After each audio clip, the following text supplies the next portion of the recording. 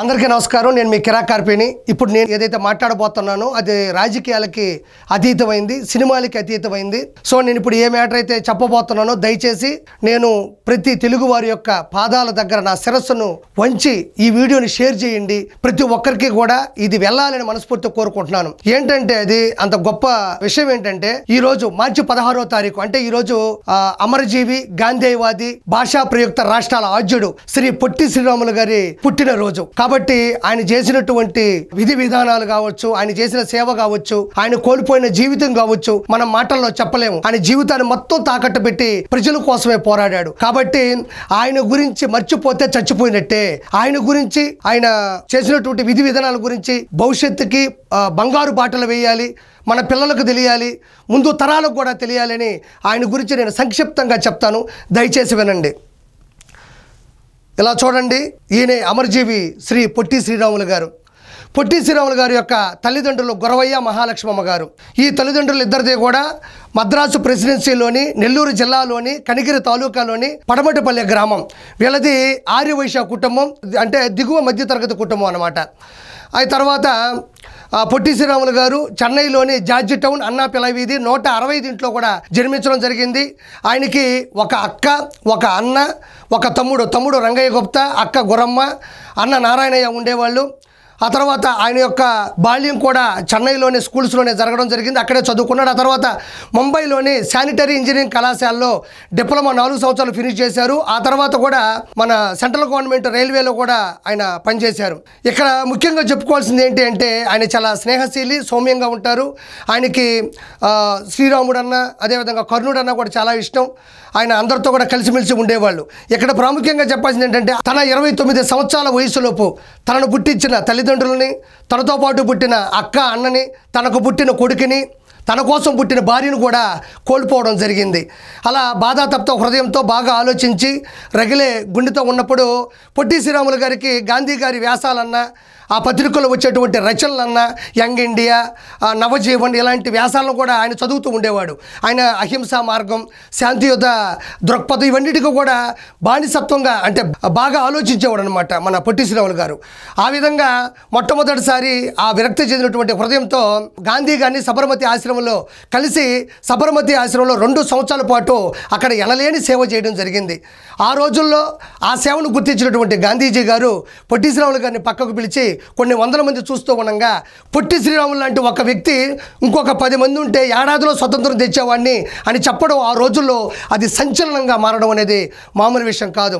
ఆ తర్వాత ఆయన బీహార్లో భూకంప బాధితులకు కూడా గాంధీ గారి పిలుపు మేరకు ఒక 2 సంవత్సరాల పాటు అక్కడ సేవలు చేయడం జరిగింది. ఆ తర్వాత సర్దార్ వల్లభాయ్ పటేల్ గారి శ్రమజీవి సంఘంలో పనిచేయడం జరిగింది. క్విట్ ఇండియా ఉద్యమంలో కూడా 2 సార్లు ఆయన జైలుకి వెళ్ళడం జరిగింది. ఆ తర్వాత నెల్లూరు జిల్లాలో ఒక అట్ట ముక్కని మెడలో వేసుకొని దాని మీద హరిజనులకి ఆలయ ప్రవేశం కల్పించాలి అని ఒక అట్ట ముక్కను పెట్టుకొని కాళ్ళకి చెప్పులు లేకుండా, తలకి గొడుగు లేకుండా మండు టెంటలో నినాదాలు చేస్తూ తిరుగుతూ అందరికీ కూడా చెబుతూ ఉండేవాడు. ఆ తర్వాత నెల్లూరు జిల్లాలోని మూలాపేటలోని వేణుగోపాల స్వామి దేవాలయంలోకి హరిజనులకి ఆలయ ప్రవేశం కల్పించాలంటే వాళ్ళు ఒప్పుకోకపోయేసరికి ఆయన బాగా బాధాతప్త హృదయంతో వేణుగోపాల స్వామి బ్యాక్ సైడ్లో ఉండేటువంటి కోనేటిమెట్ట దగ్గర కూర్చొని 10 రోజులు ఆమరణ నిరాహార దీక్ష చేసి తన పందాన్ని ఎగ్గించుకున్నాడు. ఆ తర్వాత ఆలయంలోకి అందరూ కూడా నిమ్న జాతుల వాళ్ళు వెళ్ళడం కూడా జరిగింది. ఆ తర్వాత నెల్లూరు జిల్లాలోని ఆచార్య స్ట్రీట్లో వాళ్ళ తమ్ముడు లేనటువంటి రంగయ్య గుప్తా గారి ఇంట్లో కూడా 18 రోజులు మళ్ళీ ఆమరణ నిరాహార దీక్ష చేశాడు. అదేవిధంగా మద్రాసు ప్రెసిడెన్సీ మద్రాసు నగరంలో కూడా సీఎం గారి ఇంటి ముందు కూడా 11 రోజులు ఆమరణ నిరాహార దీక్ష చేశారు.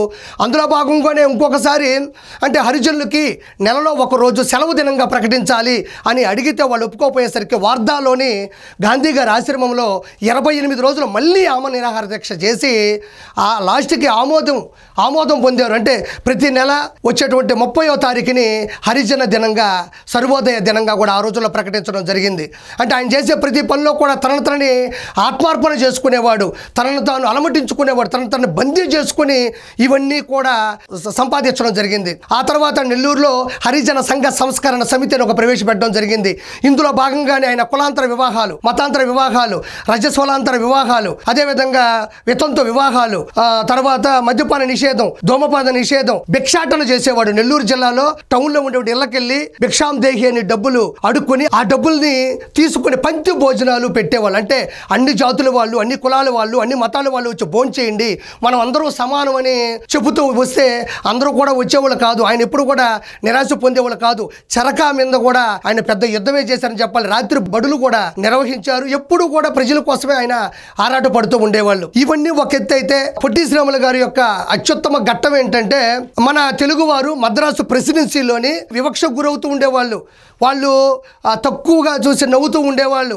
ప్రతి విషయంలో తాగునీరు, సాగునీరు, విద్యుత్ శక్తి అన్ని విషయాల్లో కూడా తక్కువ కూడా తెలుగు వారికి ఇచ్చే, మిగతాదంతా కూడా తమిళులు తీసుకునేవాళ్ళు. మళ్ళీ మద్రాసీలోని కూడా చాలా కిండలుగా చూసేవాళ్ళు.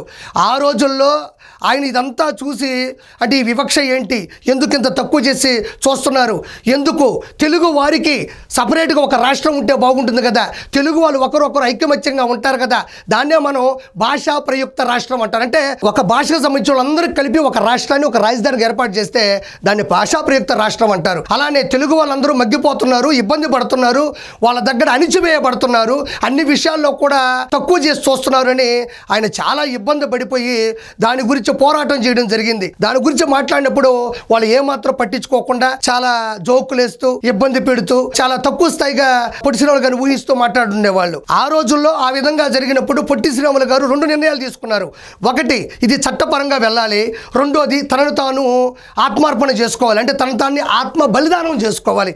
ఈ రెండిట్లో ఏది కరెక్ట్ అంటే ఫస్ట్ది కాదు కాబట్టి నన్ను నేనే ఆత్మ బలిదానం చేసుకుంటా. ఎందుకంటే గాంధేయ సిద్ధాంతంలో ఉంది శాంతియుత మార్గం. తనను తాను హింసించుకోవడం శాంతియుత మార్గం, కానీ బయట జరిగేటన్ని కూడా కాదు కదా అని ఆయన ఒక వ్యూహకర్తగా ఆలోచించి 1952 అక్టోబర్ 19వ తారీఖున తన సన్నిహితుడు, శ్రేయోభిలాషి, స్నేహితుడైనటువంటి మైలాపురంలోని బులుజు సాంబమూర్తి గారి ఇంటి గారి దగ్గర ఆమరణ నిరాహార దీక్షకు పూనుకోవడం జరిగింది. అలా మొదలెడుతున్న క్రమంలో ఎంత కష్టం మనం ప్రత్యేకంగా చెప్పక్కర్లేదు. నీరసం వస్తూ ఉంటుంది, మాట్లాడలేము, ఇబ్బంది పడుతూ ఉంటాము. కానీ ఇలా వెళ్తున్న క్రమంలో తన ఆమరణ నిరాహార దీక్షలో భాగంలో 45వ రోజున తన ఆరోగ్యం అదుపు తప్పడం జరిగింది. అదుపు తప్పి ఆయనకి లోపల ఉండేటువంటి ఏదైతే పేగులు ఉంటాయో పుండ్లు పడి ఆయన గావు కేకలు పెట్టేవాళ్ళు, ఒంటి మీద పురుగులు పాకుతూ ఉండేటివి. అదేవిధంగా మలమూత్ర విసర్జనలు నోటుగుండా, చెవిగుండా, ముక్కుగుండా బయటకు వస్తూ ఉండేవి. చూసేవాళ్ళు చెలించిపోయేవాళ్ళు. అప్పట్లో పత్రికలు చాలా తక్కువగా ఉండేవి, జనాల్లోకి ఎక్కువగా విస్తరించకుండా ఉండేటివి. సో అప్పటి ప్రజలకు అది తెలియకపోవడం వల్ల ఏం జరుగుతుందో తెలియక అమాయకంగా ఎక్కడ ఊర్లో వాళ్ళు ఉండేవాళ్ళు. ఇబ్బంది పడుతున్నటువంటి పొట్టి శ్రీరాములు గారు ఒకరోజు ఒకే ఒక మాట్లాడడం జరిగింది.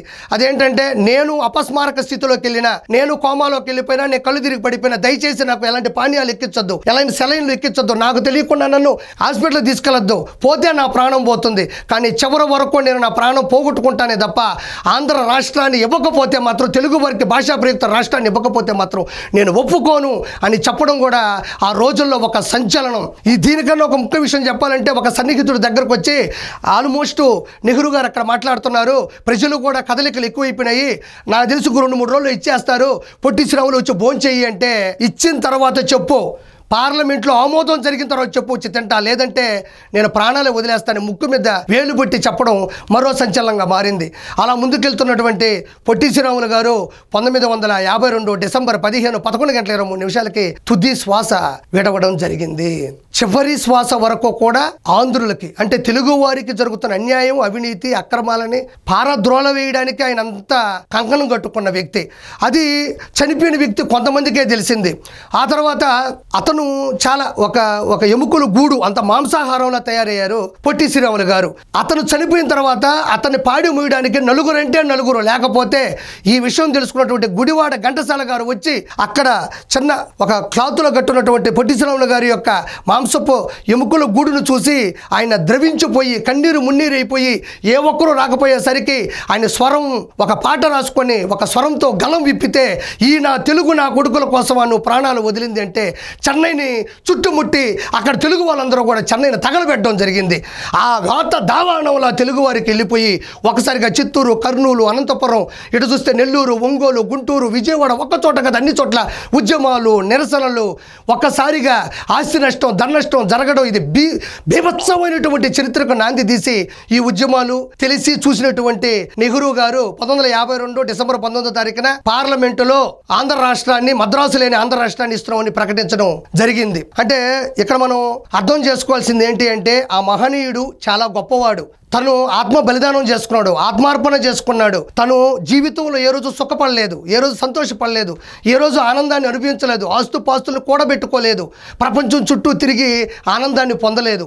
తనను తాను ఆత్మార్పణ చేసుకున్నాడు, కుటుంబాన్ని కోల్పోయి ఈరోజు భాషా ప్రయుక్త రాష్ట్రాలకు ఆజ్యం పోసిన వాడు. ఎప్పుడైతే ఆంధ్ర రాష్ట్ర అవతరణ జరిగిందో వెంటనే పశ్చిమ బెంగాల్, ఒడిశా, మహారాష్ట్ర, కేరళ, కర్ణాటక వీటన్నిటికీ కూడా ఏ భాషలకి వాళ్ళ యొక్క రాష్ట్రాలు కూడా వాళ్ళు పొందడం జరిగింది. కాబట్టి నేను చెప్పగలిగింది ఏంటంటే ఇది చరిత్రలో ఎప్పుడు కూడా మాసిపోకూడదు, లోపలికి వెళ్ళి దోక్కోకూడదు. ఇది జనాలకు తెలుస్తూనే ఉండాలి. ఈ మహనీయుడి గురించి మన సంభాజీ మహారాజు సినిమా చూసాం. హిందూ ధర్మం కోసం, తండ్రి కట్టుబాట్ల కోసం, తండ్రికి ఇచ్చిన మాట కోసం ఎలా అయితే ఔరంగజేబు కళ్ళు తీసేసినా, కంఠం కోసేసినా, కాళ్ళు నరికేసినా, చర్మం ఒలిచేసినా, నదులో పడేసినా ఏ ఒక్కటి వెనక్కి తగ్గకుండా ఆయన హిందూ ధర్మం కోసం నిలబడ్డాడో అలానే ఈరోజు భాషా ప్రయుక్త రాష్ట్రాల కోసం, ఆంధ్ర రాష్ట్ర ప్రజల కోసం, తెలుగు వారి కోసం ఆయన పాటుపడ్డాడు. దయచేసి ఈ వీడియోని షేర్ చేయమని మనస్ఫూర్తిగా కోరుకుంటున్నాను. ఇవి చాలా వరకు ఆధారాలతో ఉన్నటువంటి మాటలు. ఏదన్నా చిన్న చిన్న తప్పులు మీకు తెలుసుండి నేను అది చెప్పలేని పరిస్థితి, అందులో తప్పుగా ఉంటే నేను క్షమించమని కోరుకుంటున్నాను. అదేవిధంగా రీసెంట్గా మన గౌరవనీయులు తెలంగాణ ముఖ్యమంత్రి వర్యులు రేవంత్ రెడ్డి గారు కూడా తెలుగు విశ్వవిద్యాలయం, శ్రీ పొట్టి శ్రీరాములు గారి తెలుగు విశ్వవిద్యాలయంకి రావినారాయణ రెడ్డి గారి పేరు పెడుతున్నారని ప్రపోజల్ వచ్చింది.